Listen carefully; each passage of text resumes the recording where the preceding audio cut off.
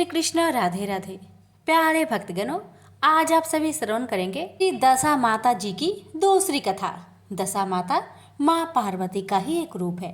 आपसे हमारी निवेदन है, कथा को पूरा अवश्य सुनिएगा और कमेंट बॉक्स में दशा माता की जय लिखना ना भूलें और इस वीडियो को दूसरे भक्तों के पास भी शेयर कीजिएगा। कथा इस प्रकार है। एक घर में सास बहू रहती थी। बहू का पति विदेश गया था। एक दिन सास ने बहू से गांव में से आग लाकर भोजन बनाने के लिए कहा। बहू गांव में आग लाने गई, पर किसी ने भी उसे आग नहीं दी और उससे कह दिया कि जब तक दशा माता की पूजा न हो जाती तब तक आग नहीं मिलेगी। बेचारी बहू खाली हाथ घर लौट आई। उसने सास को बताया कि गांव भर में आज दशा माता की पूजा है, इसलिए कोई आग नहीं दे रहा है।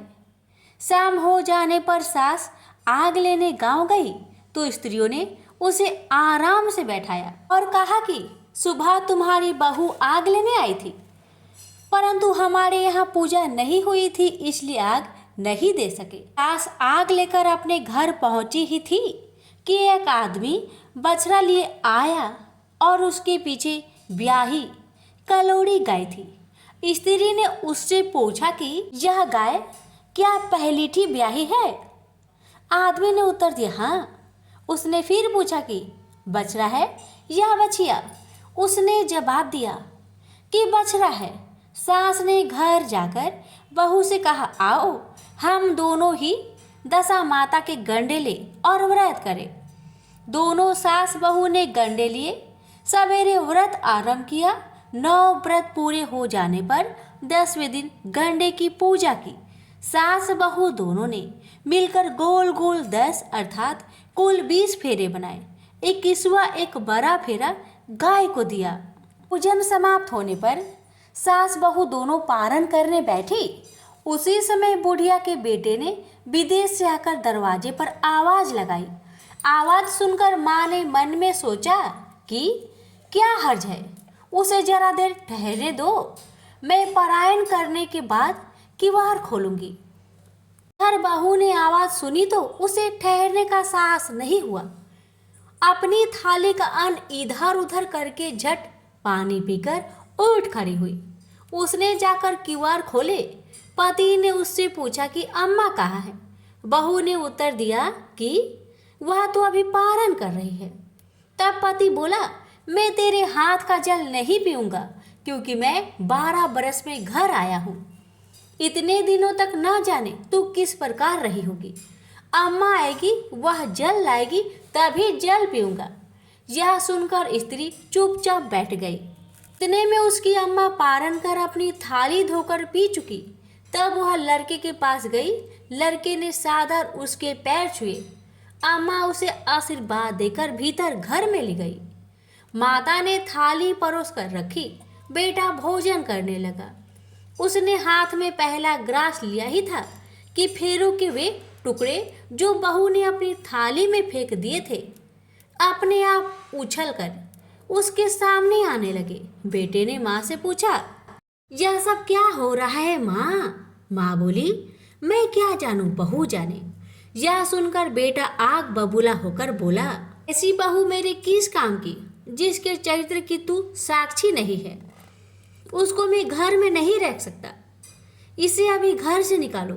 यदि यह घर में रहेगी तो मैं घर में नहीं रहूंगा। माँ ने बेटे को व्रत के पारण का सब हाल बताकर हर तरह से समझाया, परंतु वह मानने को तैयार नहीं हुआ। वह यही कहता रहा कि इसे घर से बाहर करो तो मैं रह सकता हूँ। माँ ने सोचा कि बहू को थोड़ी देर के लिए बाहर कर देती हूँ। जब लड़के का गुस्सा उतर जाएगा तब बहू को बुला लूंगी। बुढ़िया ने बहू से कहा देहरी के बाहर जाकर उसारे के नीचे खड़ी हो जा। जब बहू उसारे के नीचे खड़ी हुई तो उसारा बोला मुझसे हटकर खड़ी हो, मैं दशा माता की विरोधी को छाया नहीं दे सकता। इस पर वह वहां से चलकर घीरोची के पास गई। घीरोची बोली मुझसे हटकर खड़ी हो, मुझे इतना भार घरों का नहीं जितना तेरा है। वह वहां से हटकर धूड़े के ढेर पर खड़ी हो गई। धूड़े का ढेर बोला, मुझे इतना भार कूड़े का नहीं जितना तेरा है, चल यहां से हटकर कहीं और खड़ी हो जा। इस प्रकार उसे कहीं भी खड़ा होने नहीं दिया गया। वह अपने मन में बहुत दुख मान रही थी। वह जंगल में चली गई। जंगल में भूखी प्यासी घूमती फिरती अंधेरी कुएं में गिर पड़ी। वह उसमें गिर तो पड़ी, परंतु उसे चोट न आई। वह नीचे बैठ गई। अचानक राजा नल शिकार खेलते खेलते वहां पहुंच गए। उनके साथी बिछुड़ गए थे। वह प्यास के कारण उसी कुएं पर आए जिसमें वह स्त्री गिर पड़ी थी। राजा नल के भाई ने कुएं में पानी के लिए लोटा डाला तो वह स्त्री ने लोटे को पकड़ लिया। भाई ने नल से कहा कि इस कुएं में तो किसी ने लोटा पकड़ लिया है। तब राजा नल ने कुएं पर आकर कहा, तुम यदि पुरुष हो तो मेरे धर्म के भाई हो और स्त्री हो तो मेरी धर्म की बहन हो। तुम जो भी हो बोलो, मैं तुम्हें बाहर निकालूंगा। स्त्री ने आवाज दी। राजा ने उसे बाहर निकाल लिया तथा उसे हाथी पर बैठाकर राजधानी ले आया। महाराज को शिकार से लौटकर महलों की ओर आते देखकर सेवकों ने महारानी को महाराज के आने की सूचना दी। सेवकों ने एक स्त्री को हाथी पर बैठे देखकर रानी को बताया कि महाराज एक नई रानी को साथ ला रहे हैं। यह जानकर महारानी बड़ी दुखी हुई। इतने में महाराज भी वहां आ पहुंचे। रानी ने हाथ जोड़कर विनती की, महाराज मुझसे ऐसी क्या गलती हो गई जो मेरे रहते आप दूसरा विवाह कर लाए।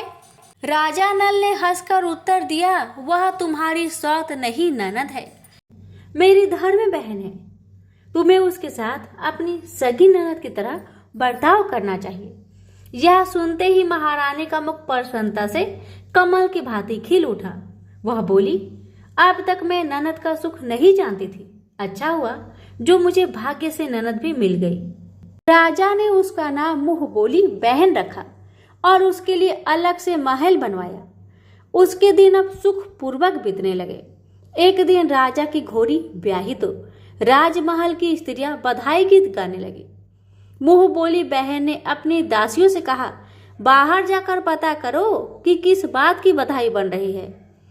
दासियों ने बताया, महाराज की घोड़ी ने अच्छी घड़ी में उत्तम बछेरी को जन्म दिया है, उसकी बधाई गाई जा रही है। मुंह बोली बहन ने पूछा, पहलोठी ब्याही है या दूसरी तीसरी बार? दासियों ने उत्तर दिया, यह तो पहलोठी है। तब मुंह बोली बहन ने महारानी के पास जाकर कहा, आओ भावज रानी, हम तुम दोनों दशा माता के गंडा ले।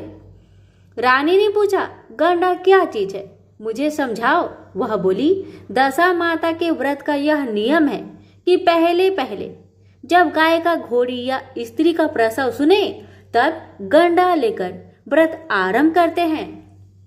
9 व्रत करने के बाद 10वें दिन गंडे का पूजन करके विसर्जन करते हैं। इसी के साथ उसने पारण का नियम भी बताया। तब महारानी बोली, तुम्हारा व्रत तुमको फले। मैं पूरी और दूध की खीर खाने वाली रानी महारानी वाला बन फरा गोली की पापड़ी खाकर कैसे रह सकती हूँ? ऐसा खाना मेरी वाला मारी मारी फिरी और आपके देश में आ गई हूँ। महारानी ने उदासीनता के साथ कहा, मुझे क्या पड़ी है, तुम्हें जो अच्छा लगे वह करो, मैं मना तो नहीं कर रही हूँ।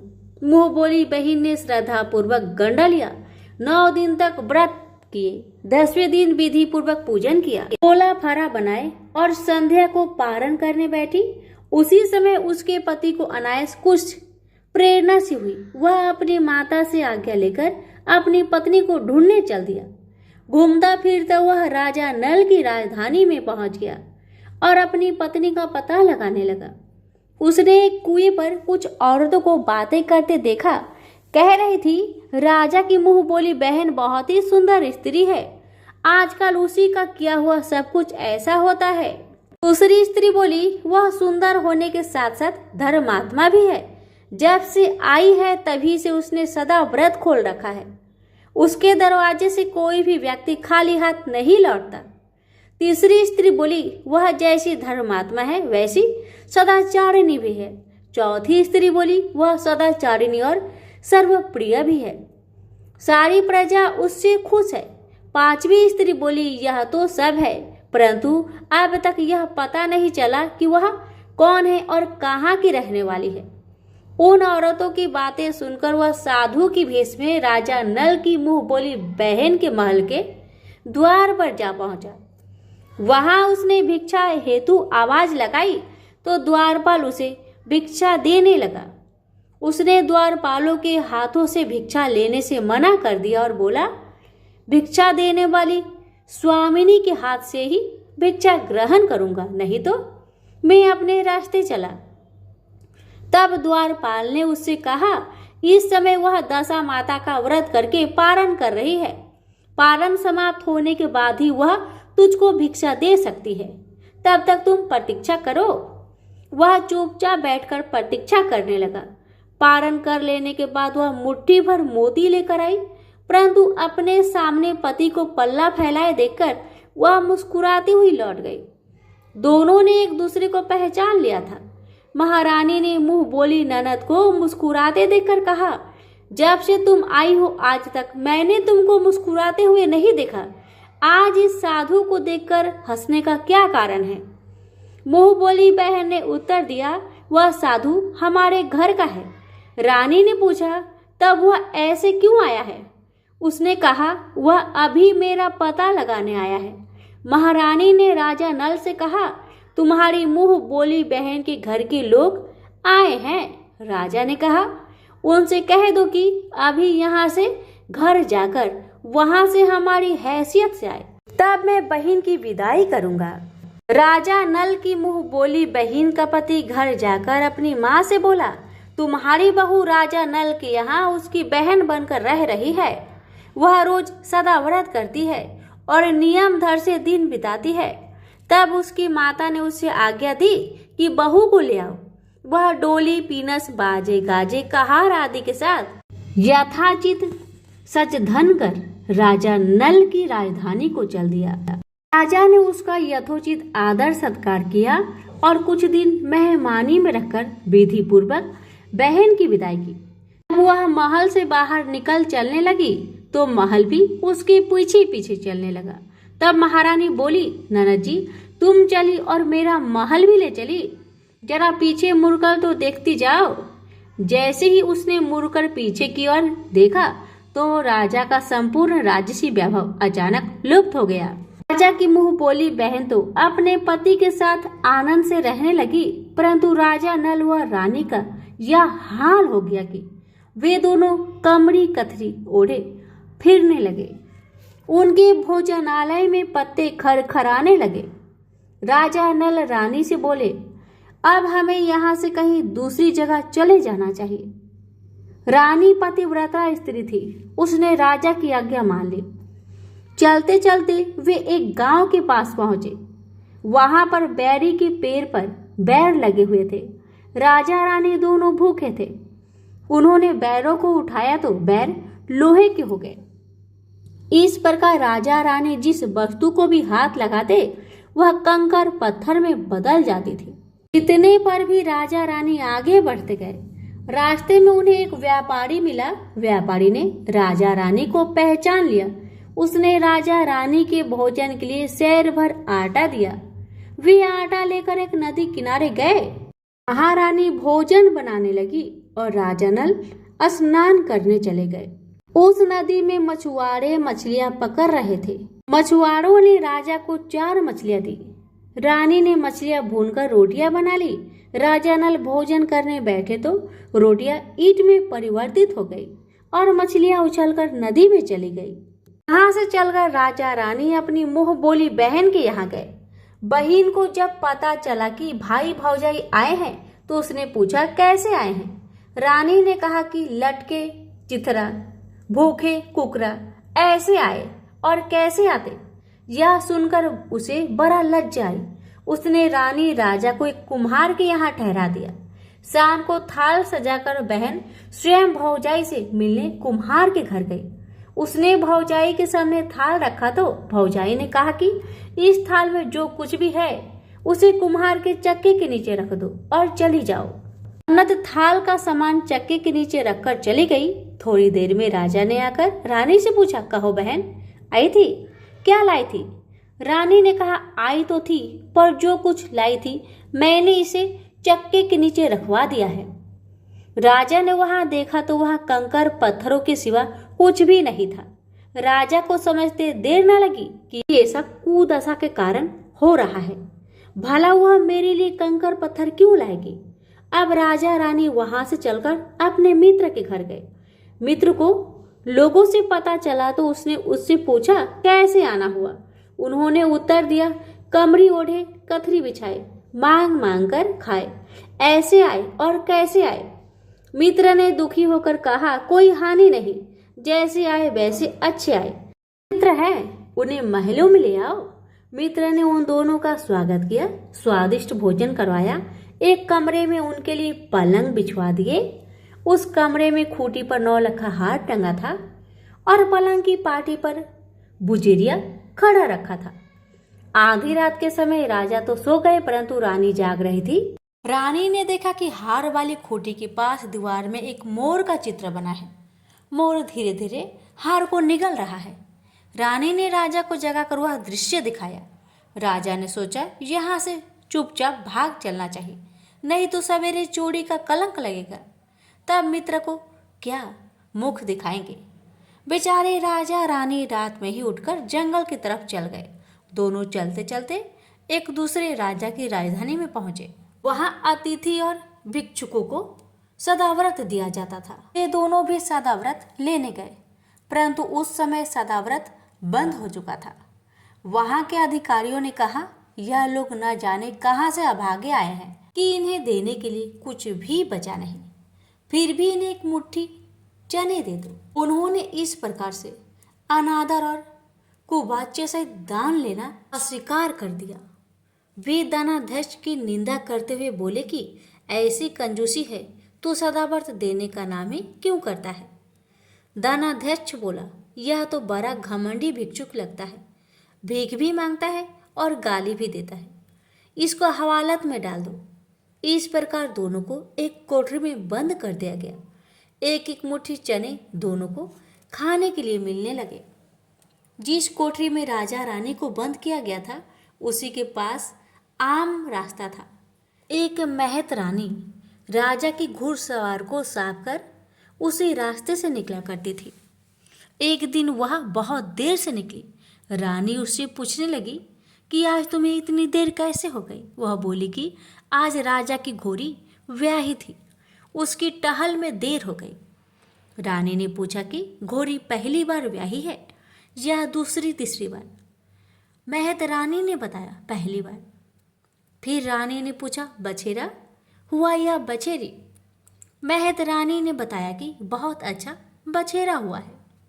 यह सुनकर रानी ने राजा से कहा, एक बार मैंने तुम्हारी मुंह बोली बहन के गंडे का अनादर किया था, उसी दिन से हमारी दशा बदल गई है। मैं आज दशा माता का गंडा लेना चाहती हूँ। राजा ने कहा, परंतु यहाँ पूजा की सामग्री कहाँ से आएगी? उसके नियम धर्म का पालन कैसे होगा? रानी ने उत्तर दिया, वही दशा माता सब कुछ करेगी, मैं तो उन्हीं का नाम लेकर गंडा लेती हूँ, फिर जो होगा देखा जाएगा। रानी ने 9 तार राजा की पगड़ी से एक तार में अपने आंचल का लेकर गंडा तैयार किया और उसी समय से व्रत करने लगी। थोड़ी देर में वहां का राजा अपनी घोड़ी को देखने के लिए उसी रास्ते से निकला। राजा ने नल दमयंती को कोठरी में बंद देखकर पूछा कि वे लोग कौन हैं और इनका अपराध क्या है। पहरेदारों ने कहा, ये लोग भिक्षा लेने आए थे, ये आपको आशीर्वाद देने के बदले गालियां देते थे। इसी कारण धनाध्यक्ष ने इन दोनों को कैद में डाल दिया है। राजा ने कहा, यह तो इनका कोई अपराध नहीं है, इनको मनोवांछित भिक्षा न मिली होगी इसलिए ये गालियां देने लगे होंगे। इनको संतुष्ट करना चाहिए था ना, कि कैद में डाल देना चाहिए। इनको अभी रिहा करो। राजा की आज्ञा से उसी समय दोनों को कोठरी से बाहर निकाला गया। राजा उसके पाँव में पद्म और माथे पर चंद्रमा देखकर पहचान गया कि यह तो राजा नल और दमयंती है। इस पर उसने दोनों से हाथ जोड़कर क्षमा मांगी और हाथी पर बैठाकर अपने महल में ले गया। कुछ दिन बाद राजा के यहाँ रहकर उन दोनों ने पूरे राजसी ठाठ के साथ अपनी राजधानी की ओर प्रस्थान किया। रास्ते में वे पहले अपने मित्र के यहाँ गए। मित्र ने राजा नल की आने की खबर सुनकर लोगों से पूछा, मित्र आए तो कैसे आए? लोगों ने कहा, आपकी बार तो राजसी ठाट बाट के साथ हाथी, घोड़े, डंका, निशान, पालकी, पीनस एवं फौज को साथ लेकर आए हैं। मित्र ने कहा, अच्छी बात है, आने दो। मेरे लिए तो जैसे तब थे वैसे अब भी है, आखिर है तो मित्र ही। राजा रानी मित्र के महल में गए। मित्र ने उनको आदर सत्कार के साथ उसी स्थान पर ठहराया जिस स्थान पर पहले ठहराया था। आधी रात के समय जब राजा सो रहे थे और रानी पैर दबा रही थी, तब रानी ने देखा कि मोर का चित्र जो पहले हार को निगल रहा था उसे उगल रहा है। रानी ने राजा को यह दृश्य दिखाया। राजा नल ने अपने मित्र को बुलाकर यह दिखाया। मित्र बोला कि मैंने तब तुमको न तब चोरी लगाई थी, न अब लगाता हूँ। यह दृश्य कुदशा का फल था। आप निश्चिंत रहिए, मेरे मन में कोई मैल नहीं है। मित्र के यहाँ से चलकर राजा रानी अपनी मुँह बोली बहन के यहाँ गए। उसने जब सुना कि राजा भैया आ रहे हैं तो उसने लोगों से पूछा, कैसे आ रहे हैं? लोगों ने कहा, जिस प्रकार राजा को आना चाहिए उसी प्रकार से आ रहे हैं। उसने कहा, उनको महल में ले आओ। जब राजा नल की हाथी बहन के महल की ओर बढ़ा तब रानी ने कहा, आप अपनी बहन के घर जाइए, मैं उसी कुम्हार के घर पर रहूंगी जिसके यहाँ पहले ठहरी थी। राजा ने कहा, जिस कारण इतने दुख उठाए तुम फिर उससे झगड़ा लेना चाहती हो, यह तुम अच्छा नहीं कर रही हो। परंतु रानी नहीं मानी। वह कुम्हार के घर पर ठहरी। राजा बहन के घर चले गए। शाम को राजा की बहन भाऊज को लेने थाल सजाकर चली। उसने भाऊज के सामने थाल रख दिया। भाऊज सोने चांदी के गहने उतार उतार कर रखने लगी और कहने लगी, खाओ रे, मेरे सोने चांदी के गहने को खाओ, हम भूखे नंगे क्या खाएंगे। यह उल्हाना सुनकर ननद बोली, यह उल्हाना, और बोली, किस पर कसती हो? मुझसे जो कुछ हो सका सो सब लाई थी, वही अब भी लाई हूँ। विश्वास ना हो तो चक्की के नीचे अभी देख लो। सचमुच चक्की के नीचे देखा तो वहाँ पर मणिक मोतियों का ढेर लगा था। रानी यह सब देखकर सन रह गई। वह बोली, ननद जी, तुम्हारा कोई दोष नहीं है, यह तो मेरी कुदशा का परिणाम था।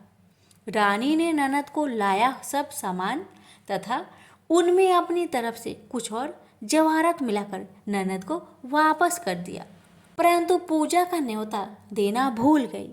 वहां चलकर राजा सूरा गाय के पास आए। गाय ने सेना सहित राजा को भरपेट दूध पिलाया। वहां से आगे चलकर वे नदी के तट पर पहुंचे तो वह डेरा डाला। भोजन बनवाया गया।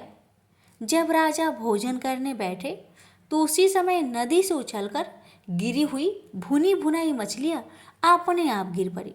वो रोटियां जो ईंट बन गई थी फिर रोटियां बन गई। राजा ने कहा, ये सब क्या हो रहा है? कुछ समझ में नहीं आता।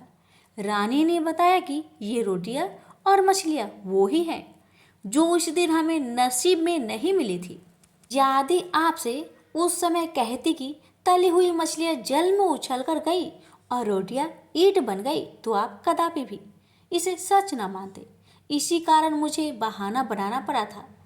अब राजा रानी अपनी राजधानी की तरफ आगे बढ़े। जब राजा की फौज अपनी राजधानी के समीप पहुंची तो वहां के लोगों ने समझा कि दूसरे राजा ने राजधानी पर आक्रमण कर दिया है। वे घबरा गए। वहां के लोग नजराना लेकर राजा से मिलने गांव के बाहर आए, परंतु यह क्या? यह तो अपने राजा है। लोगों की प्रसन्नता का ठिकाना न रहा। वे श्रद्धा भक्ति के साथ महाराज के आगे चलकर उन्हें उनके महल में ले गए। रानी राजा ने महल में प्रवेश किया। रानी ने तुरंत दशा माता का पूजा का प्रबंध किया। उसने उस पूजा में नगर की सब सौभाग्यशाली स्त्रियों को बुलवाया। भगवती की भोग के लिए सब प्रकार के पकवान बनवाए। आटे की 10 बत्तियाँ, 10 शक्कर की गुजियों और 10-10 अठवाइयाँ सुहागिनों की आंचल में डाली। सुहागिनों का श्रृंगार आदि करके दशा माता की पूजा प्रारंभ हुई। कलश स्थापित करके दीपक को प्रज्वलित किया गया, परंतु उसकी बत्ती नहीं जली। इस पर पंडितों ने कहा कि न्योता पाने वाला न्योतने को तो नहीं रह गया है, स्मरण किया जाए, उसके आने पर दीपक जल जाएगा। रानी ने सोच विचारने पर बताया कि ननद न्योतने से रह गई है। पंडितों ने कहा कि उसे फौरन बुलाया जाए। राजा ने अपना दूतगामी रथ भेजकर अपनी मुंह बोली बहन को बुलवाया। उसके आते ही कलश की मणिक प्रज्वलित हो गया। बड़ी धूमधाम से पूजा की गई। अंत में सुहागिनों को भोजन कराकर विदा किया गया। उसी समय राज्य में आज्ञा जारी की, मेरी प्रजा के लोग दशा माता का व्रत किया करें। भगवती माता ने जिस प्रकार राजा नल के दिन फेरे, उसी प्रकार सबके फेरे। प्रेम से बोलिए दशा माता की जय।